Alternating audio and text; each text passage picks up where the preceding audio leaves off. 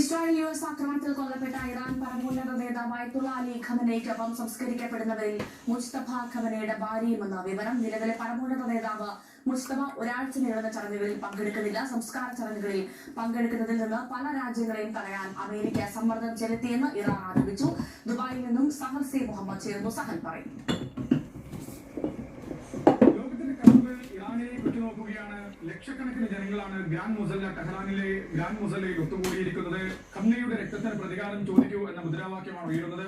ഈ പങ്കാളിത്തം തന്നെയാണ് പ്രതികാരം ചോദിക്കലെന്നാണ് ഇറാൻ ആഹ്വാനം ചെയ്തിരിക്കുന്നത്. 1.5 കോടി മുതൽ 2 കോടി വരെ ജനങ്ങൾ എത്തുമെന്നാണ് അറിയിച്ചിരിക്കുന്നത്. ഈ ഇറാനിലെ ചടങ്ങുകൾക്ക് പുറമെ കോമിലും ടെഹ്റാനിലും മഷദിലും ഉൾപ്പെടെയുള്ള ചടങ്ങുകൾക്ക് പുറമെ ഇറാഖിലെ നജാഫ് കർബലയിലും ചടങ്ങുകൾ നടക്കുമെന്നാണ് അറിയിച്ചിരിക്കുന്നത്. ഇതിനിടെ ഇറാൻ മാധ്യമങ്ങൾ ഒരു വിവരം കൂടി നൽകിയിരിക്കുന്നു. നിലവിലെ പരമോന്നത നേതാവ് മുസ്തഫ ഖമനയുടെ ഭാര്യയുടെ സംസ്കാരം ഇതോടൊപ്പം നടക്കുമെന്നാണ് അറിയിച്ചിരിക്കുന്നത്. മുസ്തഫ ഖമനയും ചടങ്ങുകളിൽ പങ്കെടുക്കുന്നില്ല സുരക്ഷാ കാരണങ്ങളാൽ എന്നുള്ളതും ശ്രദ്ധേയമാണ്. ഒപ്പം തന്നെ മറ്റൊരു ആരോപണം ഇറാൻ മാധ്യമങ്ങൾ ഉന്നയിച്ചത് 13 രാഷ്ട്രങ്ങളിലും അമേരിക്കയുടെ ഭീഷണിയും സമ്മർദ്ദവും കാരണം പിന്മാറേണ്ടി വന്നു എന്നുള്ളതാണ്.